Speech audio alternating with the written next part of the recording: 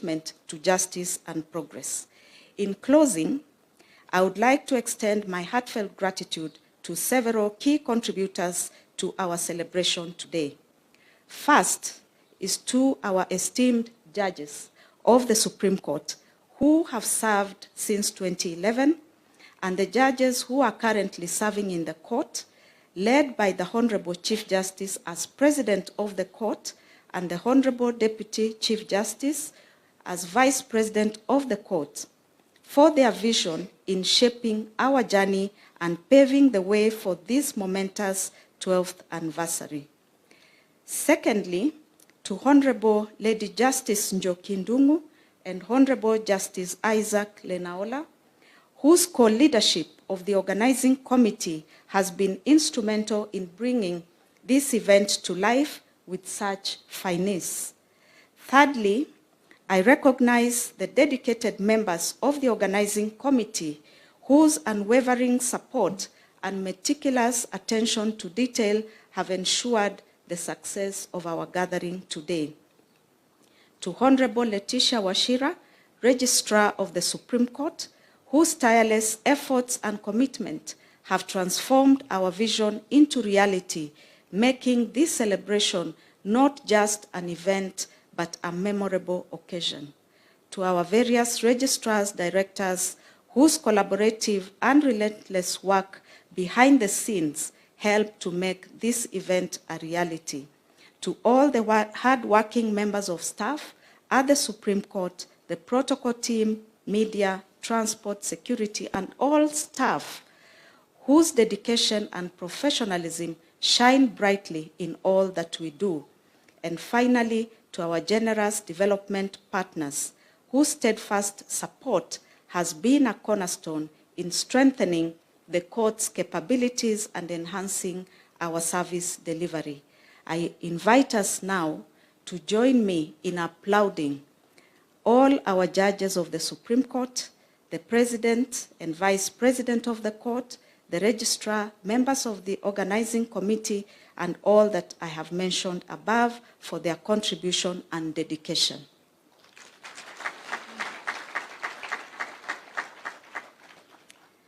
To all our esteemed visitors, we extend a warm welcome. Please feel free to experience the renowned Kenyan hospitality that we take pride in. Enjoy your time with us. Thank you all for your commitment and passion as we move forward together, united by a shared purpose and a bold vision for the future. Let us continue to champion justice and uphold the values that define us. Asanteni sana.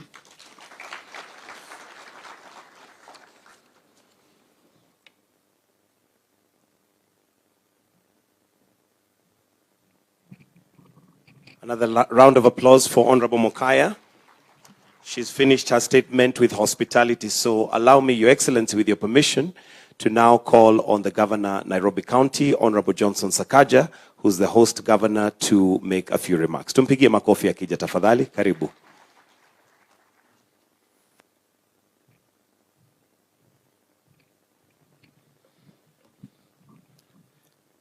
Thank you very much. Your Excellency, our President of the Republic of Kenya, and the Commander-in-Chief of the Defense Forces, Your Excellency, the Deputy President of the Republic of Kenya. I'm also happy to be the first governor to refer to you as such, as the newly minted Deputy President, Honorable Chief Justice, and all judges of the Supreme Court. Allow me to also acknowledge the protocol already established. Indeed, we're here to celebrate our judiciary and the Supreme Court. The number of years that we've had the Supreme Court, it has been a symbol of stability for our country. Your Excellency, I have noted the remarks by the Registrar outlining the history of this building and of this area we call Government Square. On Friday, it was very beautiful to see during the swearing in of our Deputy President how the land next to us in Government Square brings together all the arms of government. Your Excellency, the Speakers of Parliament walked across from the chambers. The Chief Justice and the Deputy Chief Justice walked across from this building. The Deputy President walked across from Harambee House, signaling the executive, the legislature, and the judiciary. And the governor of Nairobi also walked across from City Hall, symbolizing devolution. Your Excellency, it is not just on Friday. This entire area has a history, and it began as a church. In 1903, where we have parliament buildings today, there was St. Stephen's Church. And it started as a wooden and tin structure. It was called the Tin Tabernacle. From 1903 until 1950, when the Tin Tabernacle moved, because at that point, the Africans were moved to Jogoo Road, to what we have as St. Stephen's, and the Europeans moved to what we call All Saints Cathedral. But before that, in 1930, this building was put up as the first symbol of government authority around here. After we had the the judiciary building here in 1935, City Hall was built right next. So everyone else became a visitor after. Thereafter, in 1954, after the Tin Tabernacle had moved to Jogoo Road, is when Parliament building was put up. So you're our visitors. Between City Hall and the judiciary, we want to welcome you to Government Square. And then, of course, later on, Your Excellency, actually around 1950, in the 50s, is when Harambee House was actually put up over here.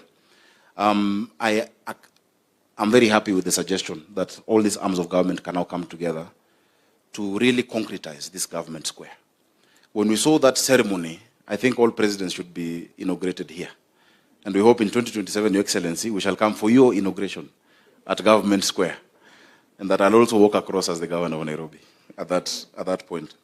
Your Excellency, in 2015, I was a member of Parliament and chairman of the Committee on Equalization of Opportunities and National Cohesion. We had gone on a trip to New Zealand to look at the history of the Maoris and the Europeans, and also Australia, the Aborigines and the Europeans, to see how they were able to come together. On my flight back, I sat next to a gentleman called Brian Johnson.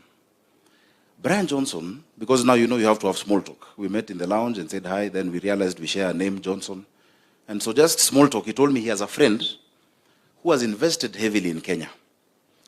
This friend of his had been in Russia, he had been in Europe, he had put in investment, it didn't work out, and he had run into trouble in Kenya.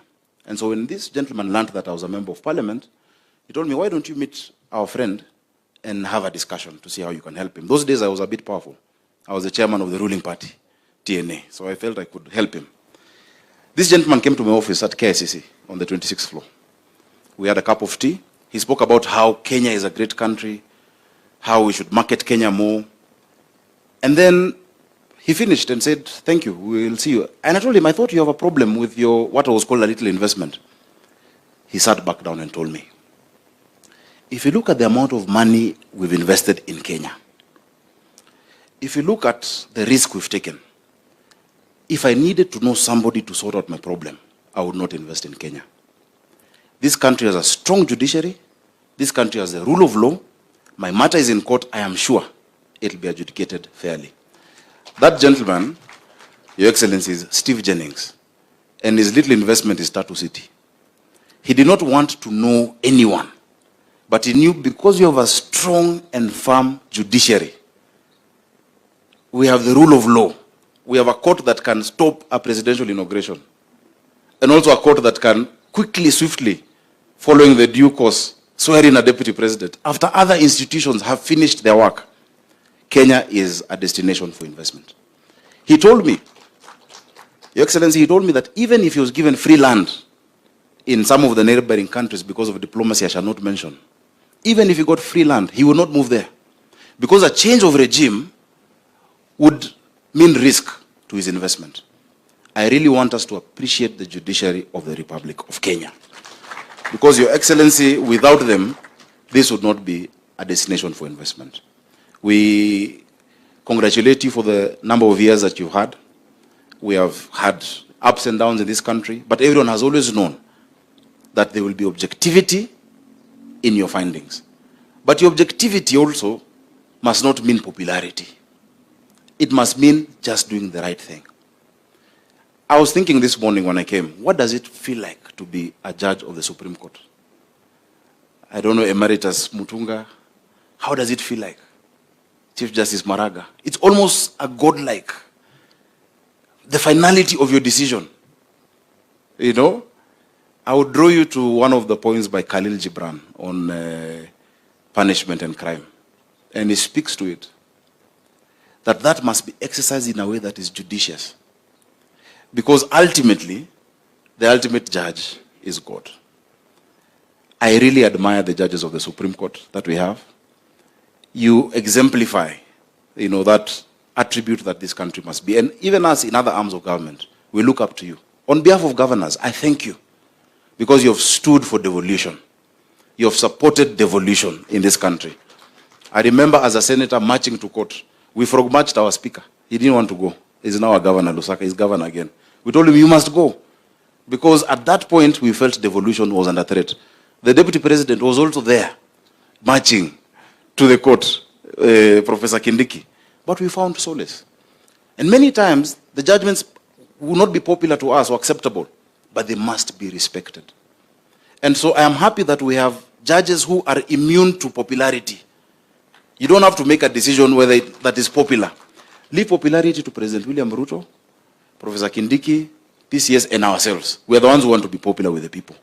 But for you, just do what is right, as sober as a judge, and our country will remain solid. Your Excellency, with those many remarks, I know we've had a discussion about our favorite topic, which is the land over here, the Nairobi County land, that will soon host the Supreme Court building.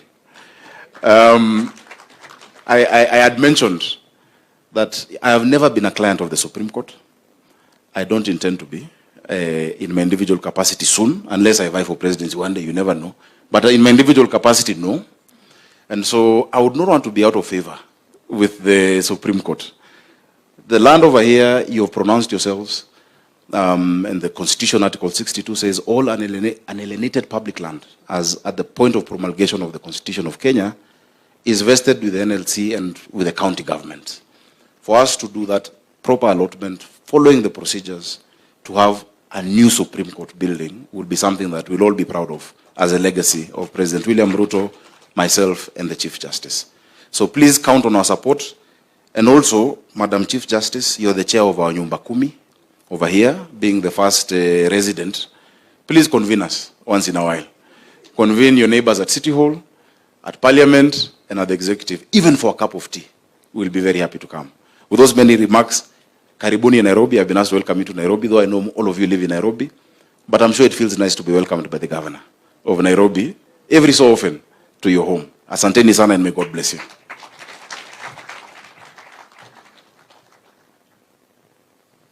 Thank you very much, Governor Sakaja. It is now my pleasure to call on the Supreme Court Judge of Kenya, Judge, Honorable Lady Justice Njoki Ndung'u, to make some remarks. Tumpigie makofi akija tafadhali. Welcome.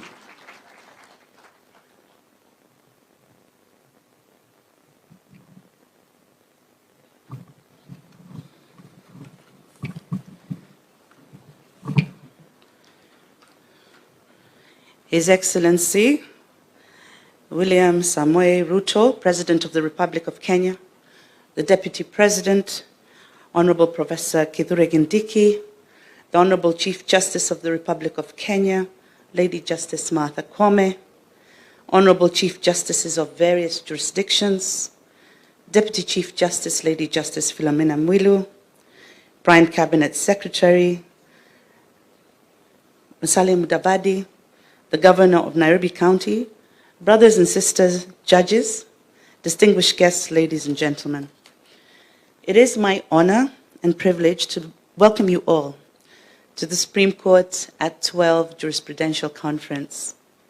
In early March this year, the judges of the Supreme Court of Kenya, during our annual retreat, realized that the time has come for us to engage the Kenyan public, including ordinary Kenyans, civil society groups, members of the bench, members of the bar, and academia, as well as state actors who are affected by our decisions in their work and in their lives. We also determined that we would engage our colleagues in other apex courts, both in the African region and globally, to assess our progress as a court and to ensure we remain on course as guardians of the Constitution. It has always been the rule of thumb, however, globally, that judges speak only through their judgments. However, in the contemporary world, judges often find themselves under intense scrutiny and criticism without a chance to respond or engage, even to clarify, if need be, the reasoning of their decisions. Traditionally, judges have had no platform from which to speak apart from the courtroom, from where, in an adversarial system of justice, at least one party leaves unhappy. This conference is therefore conceived by the desire to demystify the court's role and processes and to correct misconceptions about its mandate by deepening public understanding of the court. While judges are not infallible, in a democratic space, the public need to be afforded structured engagement where, from time to time, they can learn about what judges do, where they sit, when and how they do their work, and most importantly, why they do it. This is the reason we are all here today, and this week to share, to engage, to learn, and to reflect. Your Excellency, allow me briefly to reminisce on the history of our Constitution and in particular the evolution of the independence of the judiciary. Kenya's constitutional journey to date has been a fairly long and tedious process, from the Independence Constitution and to numerous amendments to it in 1964, and many from 1969 to 1991, and later in 1997. Many of those early amendments, particularly those before 1991, changed the character and tenor of the Constitution. Judiciary estimates were considered not independently, but we were considered a department, like the Office of the Attorney General.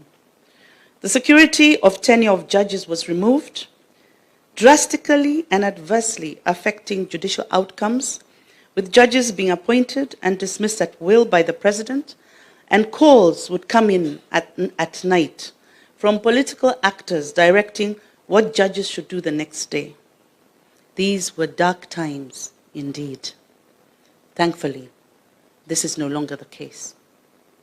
By 1990, Kenyans were demanding for change, including opening up of democratic space, respect for human rights, accountable state institutions, and independence of judges. Comprehensive constitutional review, however, only began in 2000 with the appointment of the Commission, the Constitution of Kenya Review Commission, of which my brother Isaac Lenaola was a commissioner. That commission worked on a draft bill that was subject matter to the Constitutional Conference at Bomas of Kenya. Your Excellency, you will recall that in 2003, you were a member of the Parliamentary Select Committee on the Constitution. I believe that is where you and I first made acquaintance. And as members of Parliament, we were both delegates at the Bomas Conference, which adopted the CKRC draft bill in 2004. It is the CKRC draft that first made provision for Supreme Court. Similar provisions were contained in the document that went to referendum in 2005, but failed to meet the required threshold and was rejected. Kenya then went into the 2007 election without a popularly adopted constitutional framework, and as a result, in part, the election of 2007 precipitated a political crisis as never been seen before. As part of the resolution of the peace process that followed, the Committee of Experts on Constitutional Review, of which I was a member, was appointed to harmonize all the previous bills and drafts and to seek the views of Kenyans on contentious issues. And as a result, the Constitution of Kenya 2010 was adopted by Kenyans through referendum. This Supreme Court was birthed by that Constitution, born out of the people's vision for an apex court that would stand as the ultimate guardian of the Constitution and as an impartial arbiter for the nation's most difficult legal challenges, The Constitution gives the court original jurisdiction relating to any challenge of a presidential election result, an advisory opinion to be given to government, an appeal from a judge that has been removed from office, and any challenge on the validity of the declaration of a state of emergency. Of these 4 original jurisdictions, Your Excellency, the only one we have never invoked is the one relating to a state of emergency. In addition, the court is bestowed with appellate jurisdiction to hear any appeals on the interpretation and application of the Constitution, and also in the instance where an appeal is a matter of general public importance. The inaugural bench of 7 judges of the Supreme Court were appointed in June 2011. I was one of them. 2 others, Justice Mohammed Ibrahim, Justice Smoking Wanjala, are also still in office. We were later joined in order of appointment date by DCJ Rawal, CJ Maraga, DCJ Mwilu, Justice Lenaola, CJ Koome, and Justice Ouko.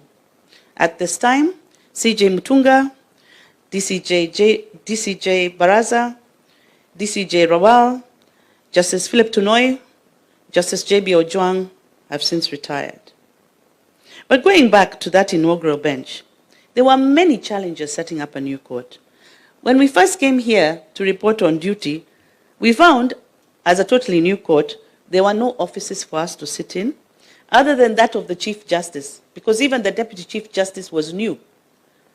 So we sat here and had a cup of tea in the CJ's office, and then we were asked to go home to wait until we were allocated temporary offices, a skeleton staff, and a courtroom. We had no rules of procedure, we had no practice directions, but there were already matters filed before us to get to work. And that we did. Over the last 12, now actually 13 years, the court has stood firm in its mandate, consistently asserting the principles of constitutional supremacy, sovereignty of the people of Kenya, and judicial independence. Challenges still, however, remain with regard to the principle of separation of powers, which guarantees judicial independence, particularly with regard to funding the judiciary as an equal arm of government, the attacks on judicial officers, and refusal to obey court orders. There is need, therefore, for checks and balances between the 3 arms of government without overreach or interference. Comity of the 3 arms of government is a cornerstone of our Constitution. Mutual respect is a necessary condition for the coexistence of the executive, legislature, and the judiciary, all who have one clear calling to serve the citizens of this great nation. Through landmark decisions, advisory opinions in moments of national impasse and precedents, we have strengthened our democratic foundation, and I believe the Supreme Court has continually sought to ensure that justice prevails for all Kenyans. This conference offers an invaluable opportunity to reflect deeply on the court's journey and to consider its impact and future direction of its jurisprudence. We will examine the paths paved by our decisions on critical issues, including presidential election disputes, constitutional questions, human rights, devolution, and so much more.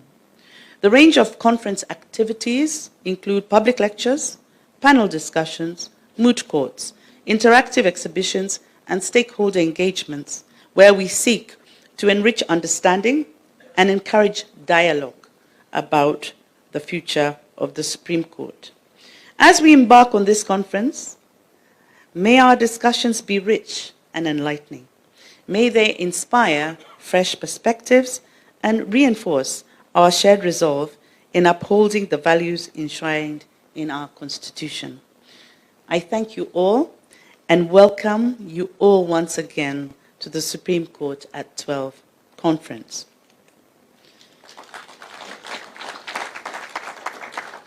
Allow me at this time to welcome to the platform the Honorable Musalia Mudavadi, Prime Cabinet Secretary, Ministry of Foreign and Diaspora Affairs, and the Acting Cabinet Secretary, Ministry of Interior, National Administration, His Excellency, Honorable Musalia Mudavadi. Welcome.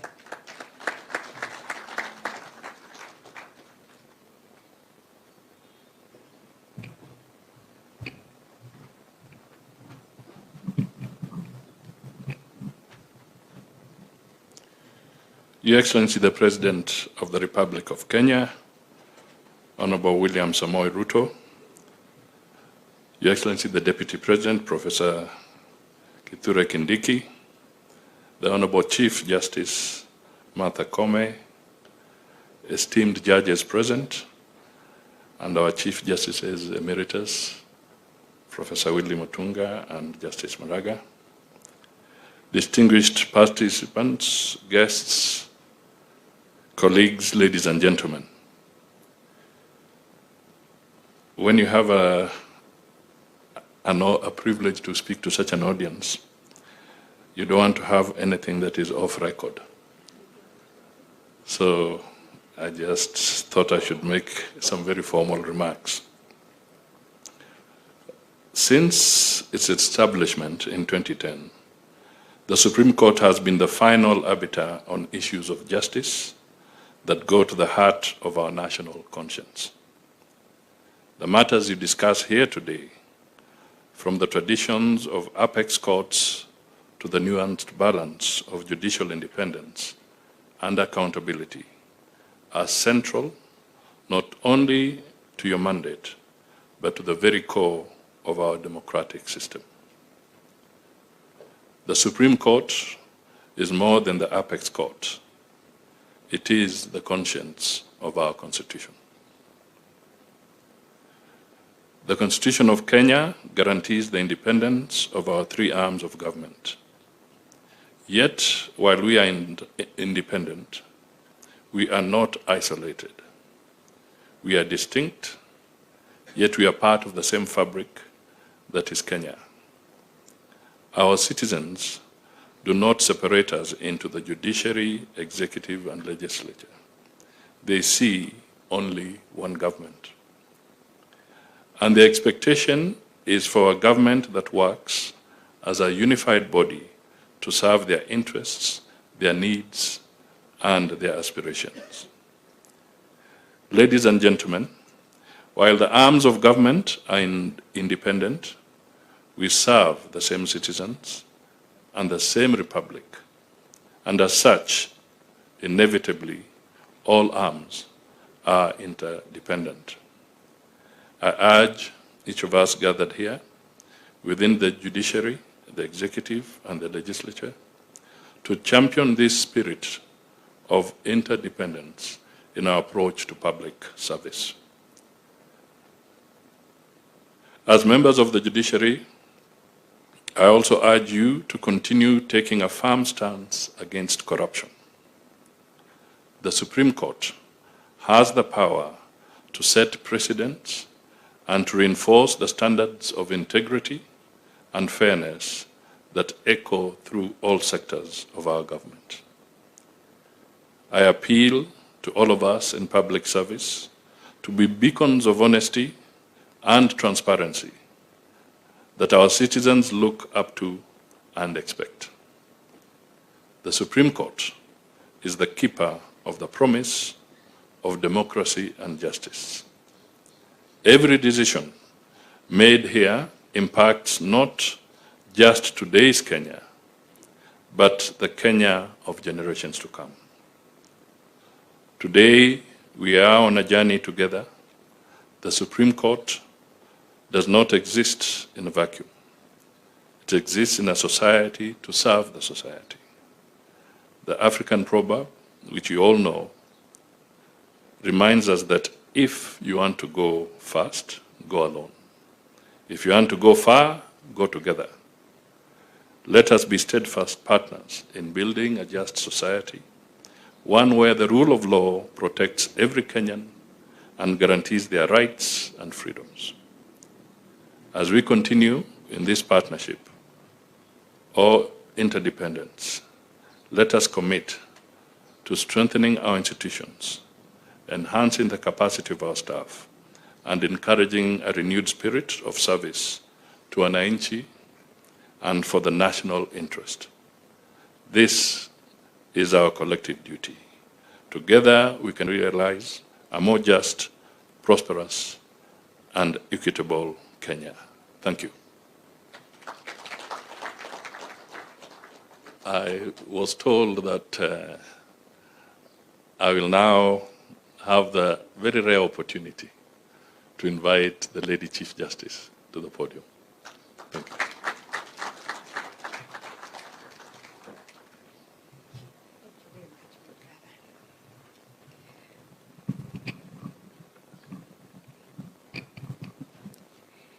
Your Excellency, Dr. William Ruto, President and Commander-in-Chief of the Kenya Defense Forces, Your Excellency, Professor Kindiki, Deputy President of the Republic of Kenya, Chief Justices Emeritus, and our visiting Chief Justices, Your Excellency, Prime Cabinet Secretary, Honorable Musalia Mudavadi.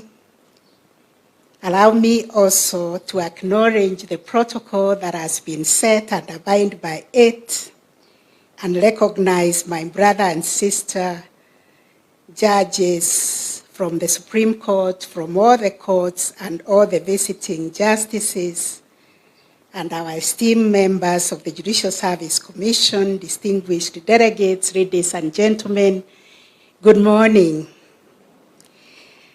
On behalf of the Supreme Court of Kenya, I am most delighted to welcome you all to this conference as we commemorate 12 years since the establishment of the Supreme Court of Kenya. Allow me to particularly single out for special mention and recognition my brother and sister Chief Justices and judges from other jurisdictions who have traveled from across the continent and the world to join us for this conference. Let us appreciate our esteemed guests. The theme of the conference, reflecting and introspecting on the Supreme Court of Kenya's jurisprudence, 12 years of defending the Constitution, captures the dual purpose of our conference, which is to celebrate the milestones we have achieved while critically examining the journey we continue to chart as Kenya's apex court and the ongoing commitment to uphold justice, to uphold constitutionalism, and to uphold the rule of law. At the heart of this conference is the idea that institutions matter. Institutions are the anchors of our democratic aspirations. The establishment of the Supreme Court as the ultimate interpreter and guardian of the Constitution embodies the expectation that the Supreme Court provides stability, certainty, and predictability in resolving the inevitable conflicts that arise within our society. Therefore, we are affirming the idea that our future lies in building strong and robust institutions that will serve as the catalysts for the national progress and development. Your Excellency, ladies and gentlemen, over the past 12 years, the Supreme Court has played a transformative role in shaping both Kenya's jurisprudence and shaping our country's socio-political development. This court's landmark judgments have influenced the daily lives of Kenyans while reinforcing the core principles of our democracy. Through hearing and determining 4 presidential election petitions over the last 3 election cycles, the court has set critical benchmarks for conducting free, fair, and transparent elections. Likewise, through the landmark advisory opinions on devolution and the relationship between the bicameral houses of parliament, the Supreme Court has developed guiding frameworks that clarify interactions between the National Assembly and the Senate, reinforcing devolution as a cornerstone of our transformative constitution. Furthermore, in defining the parameters for constitutional amendments in the BBI case and establishing principles of public participation in the BAT and recently in the Finance Act cases, the court's jurisprudence has strengthened the democratic foundations of governance and harmonizing the judiciary's benchmark on the areas of public participation that still requires parliamentary action. The court's decisions have also directly addressed issues of land rights, human rights, social and economic justice, and family law. In the same vein, the courts have addressed housing rights jurisprudence in the Me Too Bell cases, which reflects the court's commitment to socioeconomic rights. The courts has set jurisprudence guiding the families on how to uphold the family as the cornerstone of our society. In this and countless other judgments, the Supreme Court has affirmed its role as a transformative agent in the society. Despite the inevitable pitfalls of perception or capture that come as a result of the court's invitation to address political questions, the court's jurisprudence has purposefully harnessed the Constitution as a powerful tool to promote the well-being of individuals and driving societal transformation for the common good. Notably, the decisions of the Supreme Court of Kenya have garnered significant respect and citation across the region and beyond. This recognition in the global legal community underscores the court's maturity into a respected institution whose well-reasoned judgments contribute to the evolving discourse on the law and justice worldwide. Your Excellency, ladies and gentlemen, the journey of the Supreme Court has not been without challenges, as explained by the Honorable Lady Justice Joki Ndongo. But as we strive to deepen jurisprudence and protect the Constitution, the court is often called to balance divergent interests and expectations while upholding the law. It is important to appreciate that the Supreme Court's jurisdiction, to a large extent, has a political dimension, given that this court handles matters touching on governance, the exercise of political power, and presidential election petitions. The court inevitably gets drawn into disputes relating to the exercise of a political mandate. And this has led to the court being subjected to political verification and being a target of political rhetoric over the past 3 electoral cycles. I want to take this opportunity to assure Kenyans that in the discharge of our mandate, we do not get drawn into making political decisions. We look for legal solutions for political disputes. The judges are politically neutral and are concerned with only determining the legal and evidential issues before the court, irrespective of their political ramifications.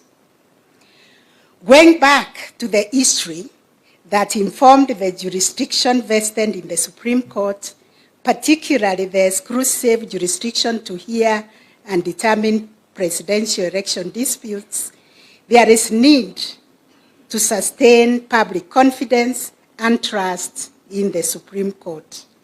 Without a court to turn to for resolving political disputes, our country will risk being left without an institution to arbitrate and resolve these disputes that involve politics and governance. And these disputes have the potential to tear down the country.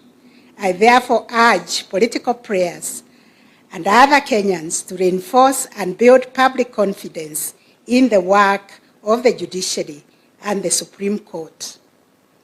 Recently, I have been reflecting on the role of the three arms of government and the need for each arm to shield the other from taking on mandates that are separated by the Constitution, so that we can truly live by the spirit and principle of separation of power. When courts are invited to deal with political questions presented in a legal nature, there is an inevitable risk of being drawn into perceptions that plague political play. Although this is an Anglo-Saxon problem, as we see in jurisdictions that require some political jurisdiction from their apex courts, we must, and indeed we do, approach every issue with legal lens. It is important that political institutions exhaust all political solutions and only turn to courts as a matter of last resort. And when I look back at what happened to us in 2007, when we were visited by post-election violence, when I look at what happened in 2017, and also 2022, the maandamano, and the creation of the nusu mukate or half-loaf bread government, the handshake government, and now the broad-based government, I always wondered, had we sat down under our provisions of Article 159 to reason together and resolve the dispute before we went into fighting each other, we would have been very far as a country. So let us embrace the provisions of 159 and do NDR, or what we are calling court annexed mediation or alternative justice system, to resolve the disputes that visit us, especially politically. We have resolved those 3 cycles of disputes as the Supreme Court, but the answer given by the Supreme Court is not what carried the day. What happened at the table through negotiations in those arrangements, including the creation of the broad-based government after the dispute in 2022 elections, is testament that political solutions to political problems is possible. Although courts remain ready to delve into complex legal issues arising out of political processes, we must require all institutions to exhaust constitutional alternative dispute resolution avenues to strengthen the cohesion in our society. In today's rapidly evolving world, new dynamics continue to reshape the legal, political, and social landscapes in which we operate.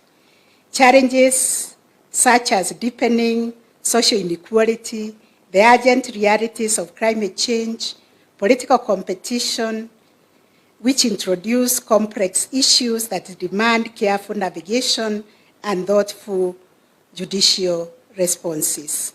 The advent of emerging technologies also bring both opportunities and risk, particularly in the realm of information, misinformation, and disinformation, especially as they proliferate through social media and have the potential to influence public opinion, disrupt democratic processes, and even affect judicial independence.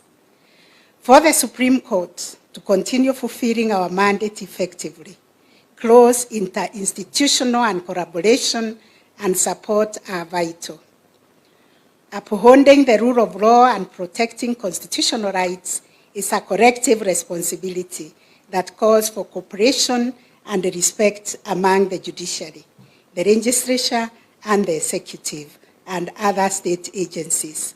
I therefore call on collaborative relationship that will strengthen our resilience of our legal system and allow the Supreme Court and the wider judiciary to serve as a true pillar of justice.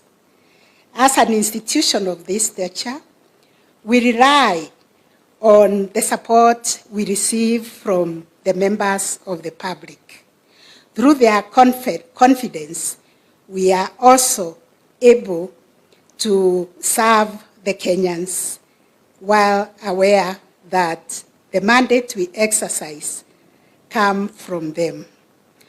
Through this conference, we are also honoring the work of distinguished men and women, justices past and present, who have contributed to building the jurisprudence of this court.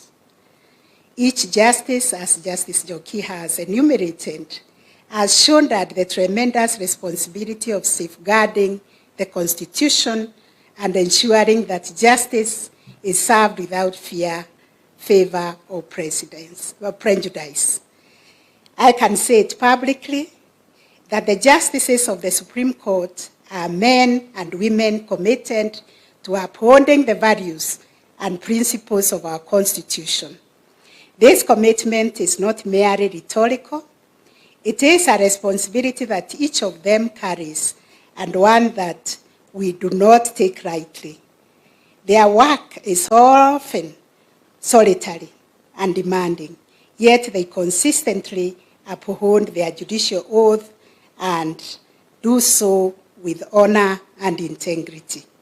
I therefore wish to introduce my esteemed colleagues serving on the Supreme Court bench, the Honorable Justice Philomena Mwiru, who is the Vice President of the Court, the Honorable Mr. Justice Mohammed Ibrahim, the Honorable Justice Mokin Wanjara, the Honorable Justice Joaquin Ndung'u, the Honorable Justice Isaac Lenaura, and the Honorable Justice William Ouko. I am also privileged to introduce past justices of the court, led by our Chief Justice, retired Justice Professor Willy Mutunga, the first president of the court. The Honorable retired Justice David Maraga, the second president of the court.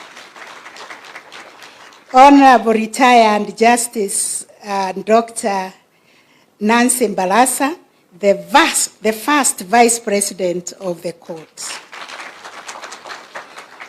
I introduce in absentia the retired Justice Kaupana Lawo, the second vice president of the court, the Honorable retired Justice Dr. Philip Tunoi, and the Honorable retired Justice Professor J.B. Ojuang.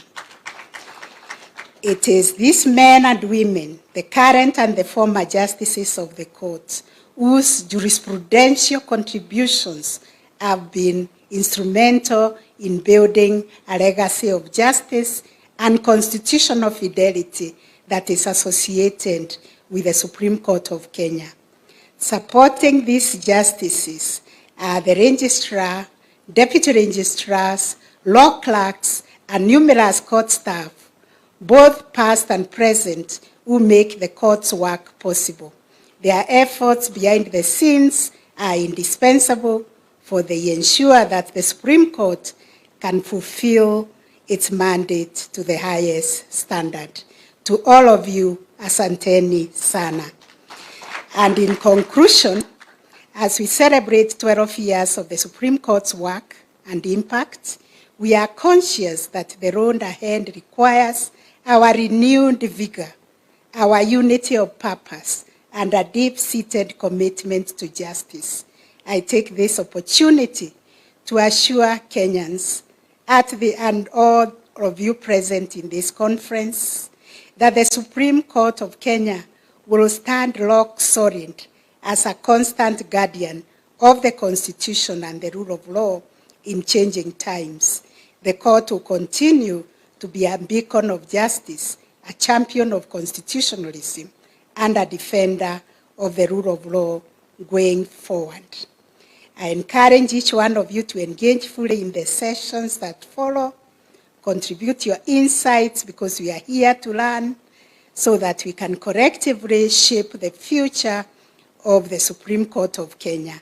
I thank you once again for being part of this holistic conference, and I look forward to a very, very vibrant conference.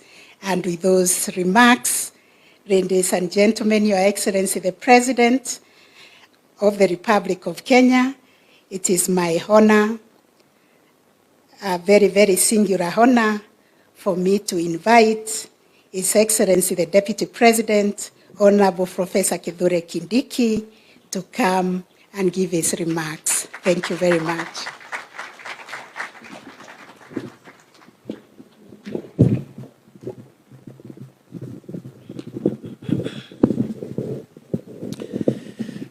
Thank you very much, Your Excellency President William Ruto, my lady, the Chief Justice, Mother Koome. Let me ride on the protocols because I see so many eminent persons here. But with the permission of the President, I could just mention, the AG was not mentioned. I think I didn't hear. AG is here, and DPP Renson Ingonga, AG Dorcas Oduor, and the leader of majority in the National Assembly, Kimani Ichung'wah, among other very senior and eminent persons present here. Your Excellency, because of time, allow me to say I'm happy to be here to celebrate what our Supreme Court has done for the last 12 years. And it's a good thing that our Supreme Court has decided to introspect and reflect, even as they usher themselves into teenage. Because now they are 12, so they are entering teenage, and the responsibilities and the experiences of teenage will obviously visit their experience. And therefore, and that is on a light note, I'm very careful, Your Excellency, because I am an officer of the court, so I'm very careful what I say. I don't want to be accused later of saying that the Supreme Court is entering teenage in future. Your Excellency, allow me to say two quick things before I invite you. The first one is to appreciate what our Supreme Court has done to create formidable jurisprudence on major public interest issues and major public matters of public and national importance. In the short time the Supreme Court of Kenya has existed, the jurisprudence has been quite groundbreaking, and on that front, I think it will be unfair for any assessor to actually fault the performance of the Supreme Court. To deliver the public good called justice, of course, the court has to do that through its jurisprudence and through the decisions they make. The court has also done very well in terms of the infrastructure, the software, the technology bit. And among the arms of government and the agencies of government, I think the judiciary is ahead of the rest of us. I remember my Lord Chief Justice Maraga when we were confronted with the predicament of COVID, issued certain rules, which we now call the Maraga rules, practice rules, which actually made justice, faster, more efficient, more convenient, even if we were all locked down by this public health emergency called COVID. And even after COVID lapsed, it appears that the way of the future in the administration of justice will be through the virtual courts and making sure we spend little time or as less time as possible in physical engagements in courtrooms. So again, on the issue of technology and the software for delivering the jurisprudence or delivering justice, the Supreme Court has done a good job. The only little thing where perhaps there is a need to make progress, and I've already heard from our leadership, the Chief Justice and the other speakers, progress is being made. I am also aware, Your Excellency, you chaired a high-level discussion around that subject matter, the issue of physical facilities for the court, because that's the area where perhaps the Supreme Court needs to make sure they have a modern physical infrastructure for delivering justice. And other than that, I think on a fair assessment, the court has done a good job.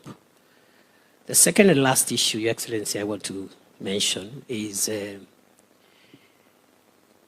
have been wondering, even as I got to look at the subject matter of this conference, while the Supreme Court and the other courts, especially the High Court also, and the Court of Appeal, have helped us start developing crucial jurisprudence on important issues like public participation, like public interest, and how we handle the tensions between these broad interests with individual rights and freedoms, which are also powerfully protected in our Bill of Rights. I, as a student of law, I'll be interested to, going forward, hear or learn what the Supreme Court and the other superior courts will tell us about, beyond public interest, whether there are other higher interests. And I'm saying this with a bit of bias, Your Excellency, because it's in the public domain. I'm the immediate security minister for our country after you appointed me 2 years ago. And during those 2 years, I have had to ask myself whether the highest interest is the public interest, or there is a higher interest called the national interest. Because the public itself could hurt the national interest. And the Constitution talks about the national interest in two places, at the beginning and also in the chapter on national security. Other than the parameters and principles that the courts are helping us to understand about public interest, are there other higher values, primordial, existential, fundamental principles which are crucial to the existence of Kenya? Because the public can be mobilized or can mobilize itself to do the wrong things that threaten the existence of the state. And therefore, that is the next frontier of jurisprudence I would invite us to start thinking about, and the Supreme Court can help us in that regard.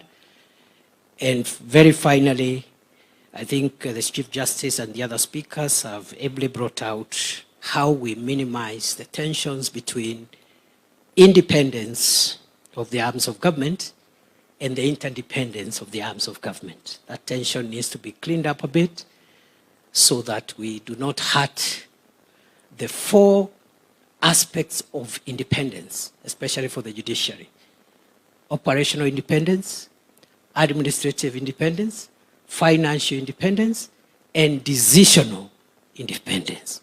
Beyond those four pillars of independence, there's a lot of interdependence, there's a lot of relationships that be nurtured in a healthy manner without impairing the pedestal or without interfering with the place where the judiciary sits, so that the nation and the state can continue to exist. Sorry, Your Excellency, nimesema mengi kidogo. And with those remarks, Your Excellency, I now want to ask all colleagues if we can be upstanding as we invite His Excellency the President to address us. Asante sana. Welcome, Mr. President.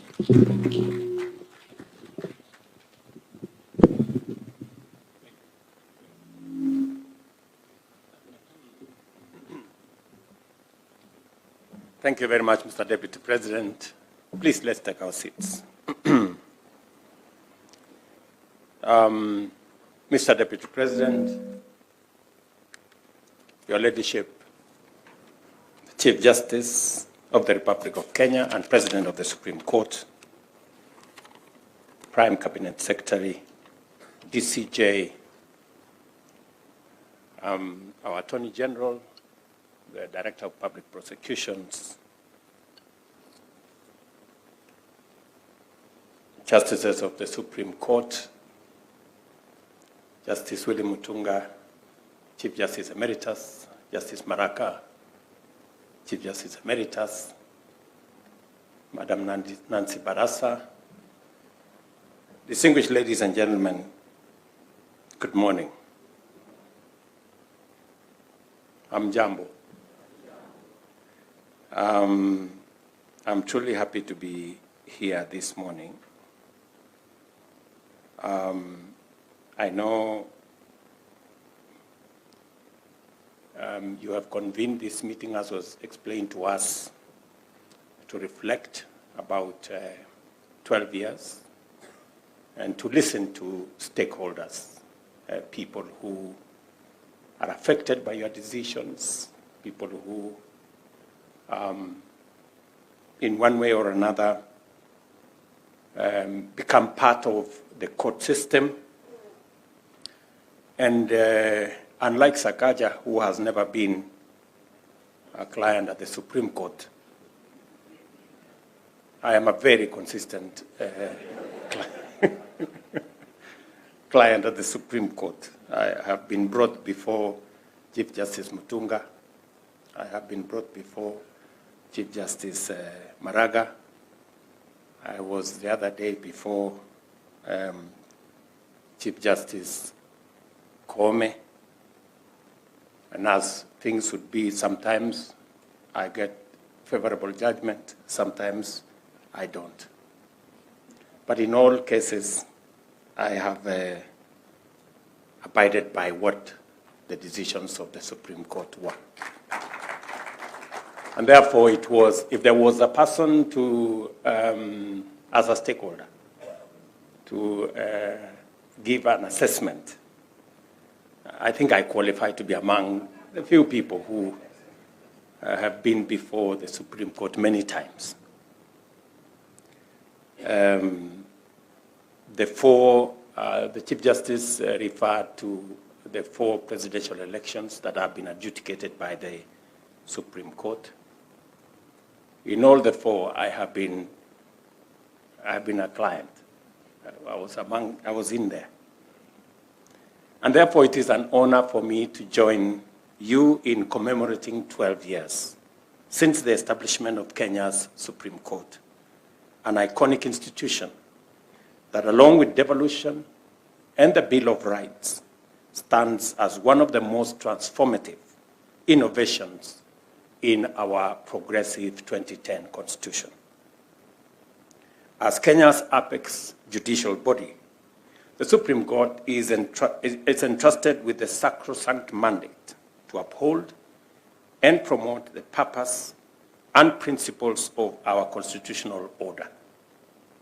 By virtue of its unique complement of exclusive, original, appellate, and advisory jurisdictions, it is, and it possesses, the necessary authority to arbitrate, to advise, and to guide the institutions of our republic as they perform their roles of giving full expression to the will of the people as inscribed in our Constitution.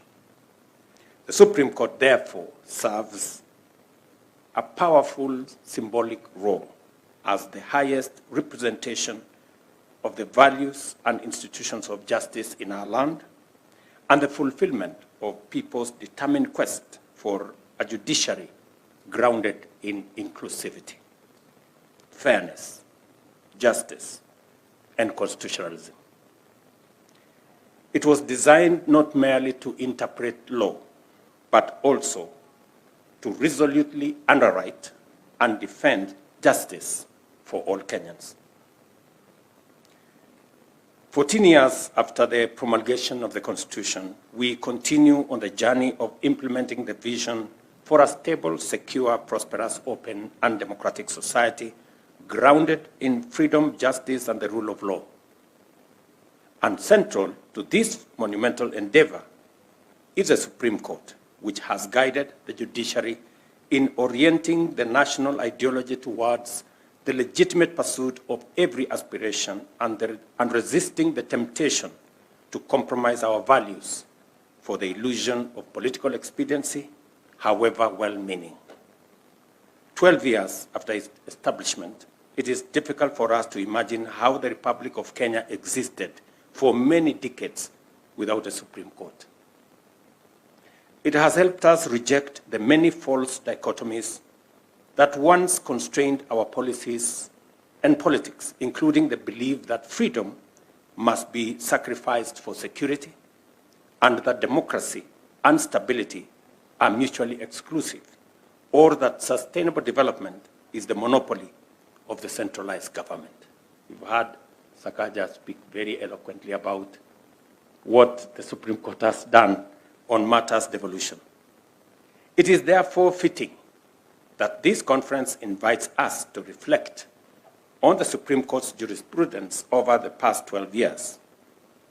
In doing so, we recognize both successes and areas for critique as we consider the court's evolution, its impact on Kenya's constitutional landscape, and its commitment to protecting the rights and aspirations of all Kenyans. True to the court's philosophy, bold honesty is the best policy, and this occasion calls us to reflect candidly on its journey, progress, challenges, and impact. To appreciate the achievement represented by the Supreme Court's creation, we must revisit the hard lessons of the 2007 presidential election crisis. That crisis exposed deep-seated systemic failures and a profound erosion of public trust in our electoral and judicial processes, fracturing the people's trust in the rule of law. Consequently, a disputed election outcome triggered underlying conflicts that nearly drove the nation to the brink of almost total collapse. It was realized then that rebuilding trust and restoring faith in the rule of law was indispensable, and that a credible, authoritative mechanism for resolving presidential election disputes was the only way to prevent elections from threatening rather than renewing our nationhood. The 2010 Constitution, therefore, established the Supreme Court as a unique institution with hybrid jurisdiction, symbolizing its special status. Its exclusive original jurisdiction over presidential election disputes is a legacy of the 2000 never again moment. Its hybrid appellate jurisdiction, which depends on the existence of a unique issue deserving authoritative determination by the court, aims to restore confidence in the judiciary, while its advisory mandate enables state organs and county governments to seek authoritative guidance on best practice for policy formulation and also policy implementation. The body of work that the Supreme Court has developed over the course of the 12 years is expansive, meaningful, and authoritative. It would be tedious for me to dissect all of the outputs today, and in any event, my very able Attorney General is here to do that for me at a later occasion. Suffice it to say The court's jurisprudence demonstrates its capacity to address complex issues, clarify the law, stabilize policy, and meet the expectations of the people of Kenya. There is no doubt that the Supreme Court has not been short of critics during the past 12 years. Its decisions have been and will be debated and dissected vigorously, and in a number of cases, disagreements will linger for long. Nevertheless, it would be unduly pessimistic to overlook the court's clear efforts to interpret the Constitution with wisdom, reinforcing pillars of democracy, justice, equality, freedom, good governance, accountability, and the rule of law in a very robust way with immense clarity.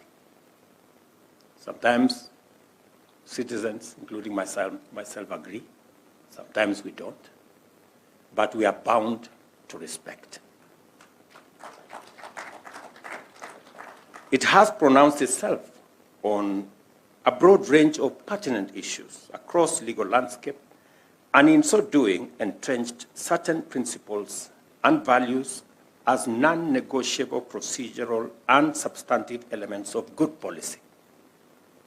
It is because the court has been emphatic in its dispositions and firm in its guidance of subordinate courts that Kenyans are confident that their rights are intact and due process is indispensable. In turn, this confidence has fostered courage, openness, and vigor in our society, values the Constitution envisioned for the Supreme Court and the judiciary in terms of being faithful to what the Constitution expected of the judiciary. We can confidently say you have passed the mark. It is therefore quite fair to say that the court has stood as a faithful custodian of our Constitution, a defender of fundamental rights, and a pillar of democracy. Its sustained capacity to resolve complex constitutional matters remains critical to our nation's institutional vitality now and going into the future. Even as we celebrate the court's achievements, we must recognize that there remains some way to go for us to reach the Constitution's promised land, that the pursuit of justice is unending, and that as long as we are free and a democratic nation, competition and disagreement will require resolution. And therefore, you must always be present, alive, with clarity to resolve. The Supreme Court must continue to evolve, maintain ideological clarity, intellectual rigor, and remain connected to the lived experiences of all Kenyans.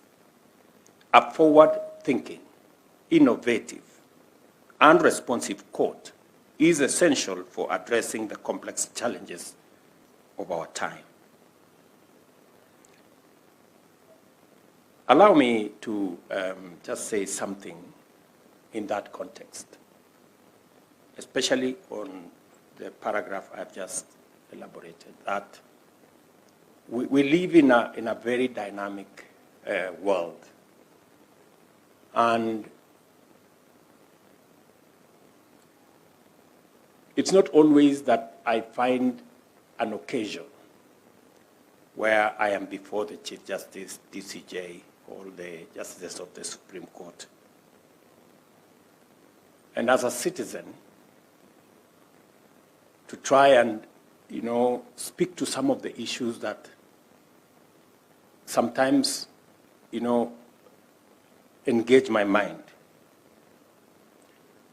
And one of the issues that I would want to say is, in this complex and dynamic space, and as was said very ably by the Chief Justice, where you have social media, you have, all manner of pressures, sometimes from anonymous people, anonymous, characters, and let me not abuse it, people, anonymous, people who nobody knows what is their push. What happens, for example, with a government that has been elected on the basis of a manifesto? What is the place of a manifesto? A program that has been voted for by millions of Kenyans alongside a candidate and a party. What weight does the court put whenever there is a challenge on a manifesto? I would want to invite the court to think about it. How do you respond to litigants, individuals, that challenge a policy and a manifesto position canvassed among the citizens of Kenya, voted by the people of Kenya? And how do we use the place of manifesto to remove politics of personalities and instead try to, consolidate the place of politics that is around a program, a policy, an agenda? How does the court help us to consolidate the place of getting away politics from being about personalities, or sometimes even about ethnicity, and taking it to the realm of issues, policies, programs? And how do we work together to make sure that we consolidate the place of a development trajectory, a program, a national program, backstopped by the people of Kenya through an election and rolled out by an elected government? And sometimes, as was said again by my younger brother Sakaja, if you have a program canvassed by a political party, a government, being rolled out, and sometimes it's not populist. Sometimes, as politicians, you have to balance between being popular and doing the right thing. Sometimes they don't go together. And then you sacrifice your political capital to do the right thing. But then the court on the other side decides to be popular and undermine the agenda that you have. And allow me, Madam Chief Justice, to appear before you on this matter.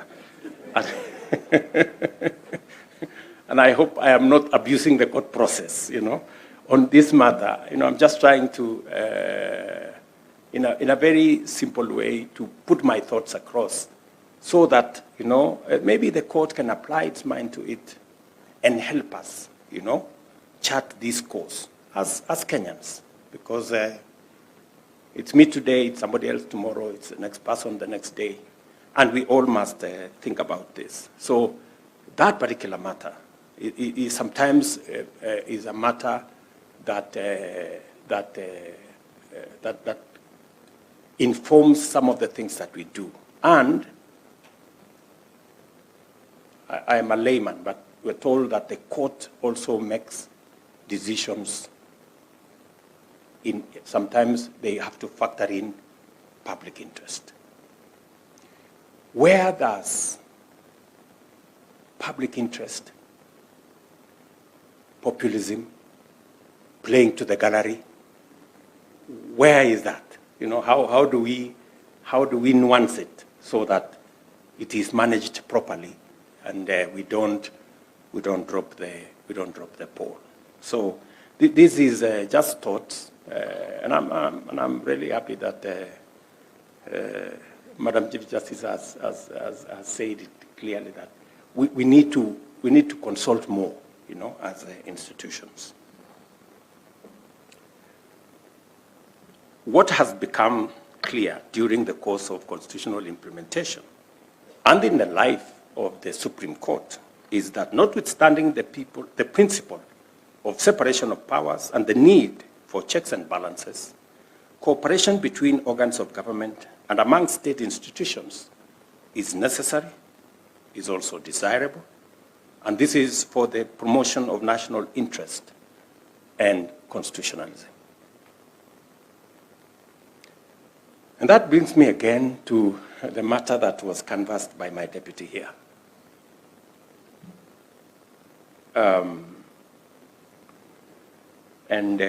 My sister Njoki spoke to it and said, we need independence, we need to avoid overreach and interference. Overreach and interference, that kind of thing. Now,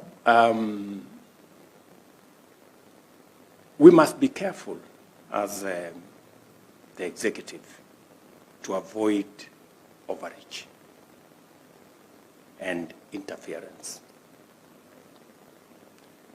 Because we always talk about judicial independence. And it's a fundamental principle of our Constitution.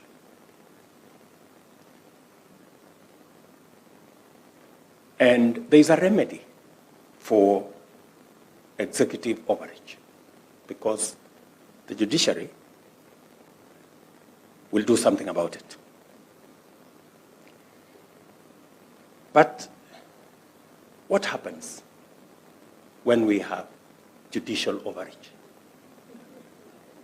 and judicial interference? Who will help us to resolve it? I know these are, and I hope I'm not making difficult things here. I'm just asking myself as a layman, and maybe I now have a good deputy, a professor. Maybe he'll help educate me when we have some time.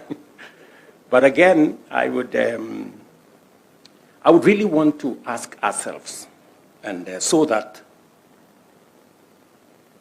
as we restrain ourselves as the executive, not to interfere, not to overreach on matters that are in the purview of the judiciary or other arms of government for that matter. I think there is an equally very high responsibility on the part of the judiciary to restrain itself, and I think the Chief Justice here said so, to restrain itself on matters that are in the purview of other arms of government, so that we can have the committee of working together and the interdependence while respecting our independence or the independence of other arms of government.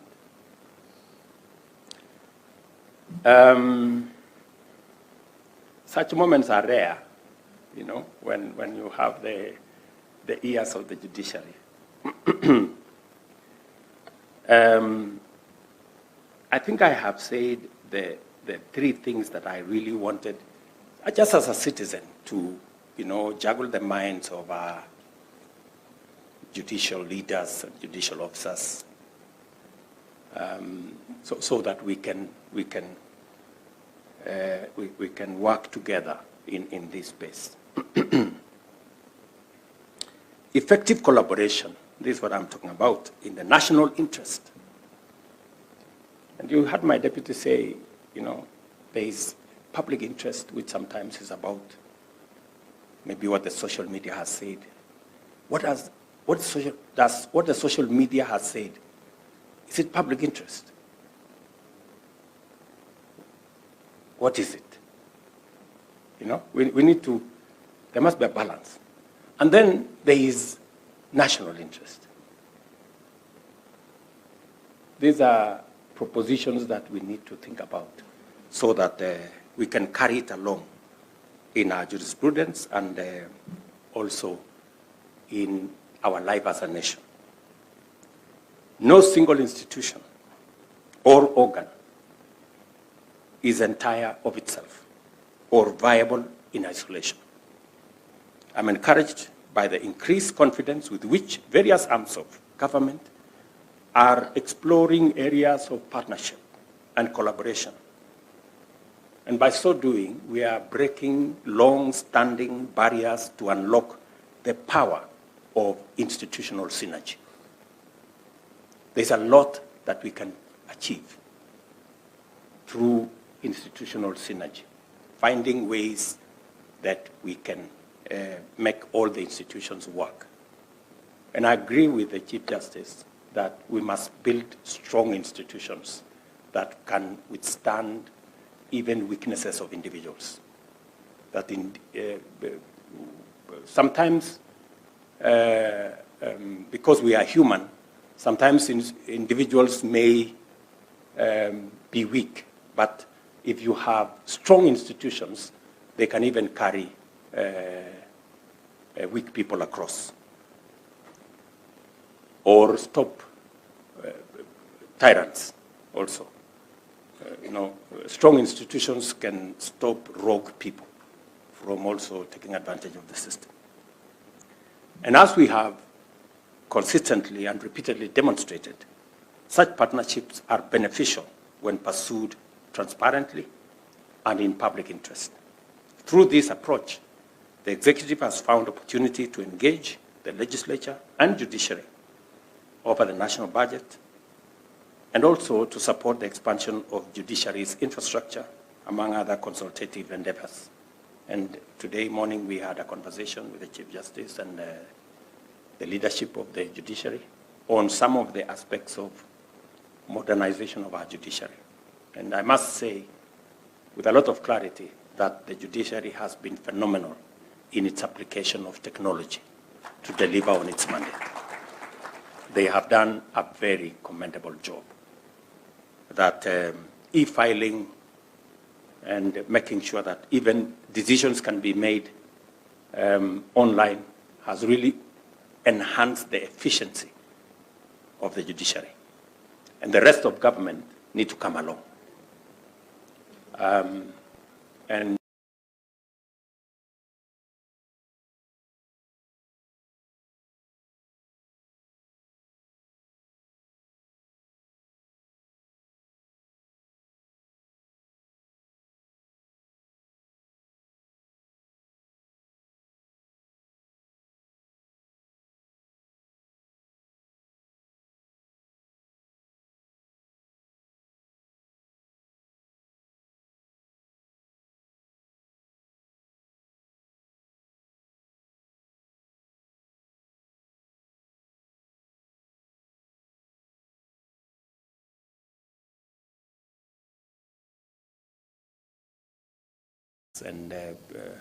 corruption in judiciary, in collecting taxes, as you have become efficient in executing a mandate.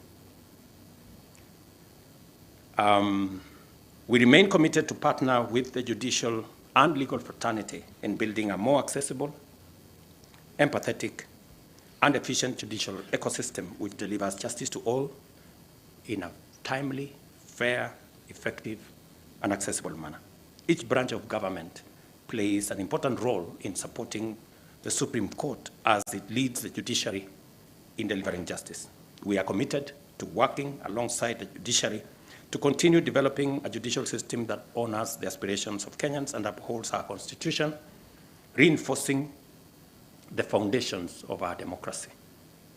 We must work in unity and with a singular sense of purpose to ensure that the Supreme Court remains a shining beacon of integrity, a trusted guardian of our rights and freedoms, a champion of the rule of law, and a leading force in producing progressive jurisprudence, not just in our country, not just in our continent, but also globally. Beyond serving as the ultimate arbiter, the Supreme Court is a driver of national development. Its decisions shape our institutional framework, define our socio-economic landscape, and guide our path towards an equitable society where justice underpins our development. And I would implore us as we make decisions, we must keep this society equitable, Kenya equitable. The Constitution demands of us in Article 43 on economic and social rights. How do we bend backwards to carry everybody on matters health, on matters housing, water, and access to public services? How do we make sure that we leave nobody behind? I think as we make those decisions, whether in our judiciary or in our executive or even in the legislature, we must keep an equitable Kenya in our thinking. In guiding our institutions to articulate the national values and principles of government as coherent parameters of sustainable development, the Constitution designates the Supreme Court as the umpire charged with auditing policies to ensure that they promote inclusive growth and economic empowerment. When it supports access to essentials like health, housing, and education, it strengthens the foundation for inclusive policies that uplift communities and break poverty cycles. As recognized and amplified by the Supreme Court itself, the greatness of our nation is based on fidelity to the Constitution and the rule of law. Our commitment to constitutionalism and the rule of law is the bedrock of Kenya's quest for prosperity. Consistent and fair application of the law builds trust, encourages civic responsibility, and fosters social cohesion.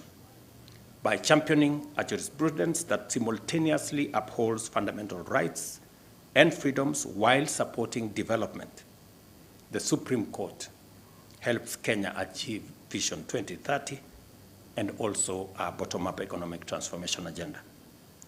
I congratulate the court on its 12 years of steadfast growth, and without a doubt, it has now matured into a respected constitutional authority and fountain of progressive jurisprudence.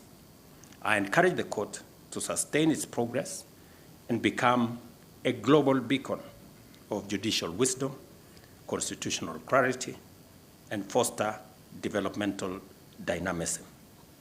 May this conference inspire deeper reflection and introspection on the Supreme Court's role in national transformation and energize all participants in their pursuit of a more just and equitable Kenya. And let me commit, as I did to the leadership of the judiciary, that the executive, we will play our role, we will support the judiciary within the constraints that we have in our finances. We will go out of our way to support the requests that have been made by the judiciary on matters to do with enabling our judicial officers to be to work in a much more enabled environment and to also provide the physical facilities necessary. And I'm very happy that the governor of Nairobi has agreed that we will work together to make sure that there is a new place for the judiciary and for the Supreme Court. Asanteni sana. God bless you. God bless our great country, Kenya. Thank you very much.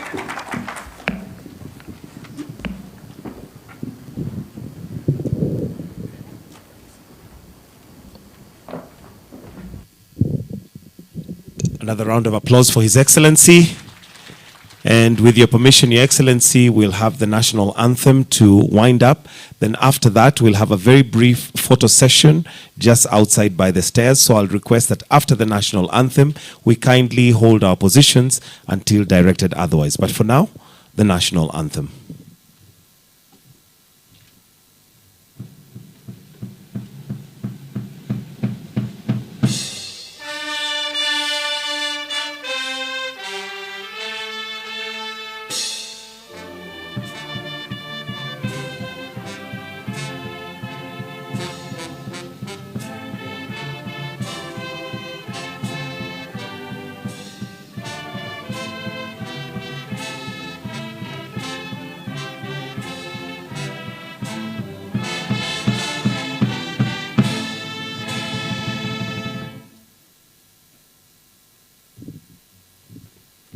May I request that we kindly take our seats as His Excellency exits.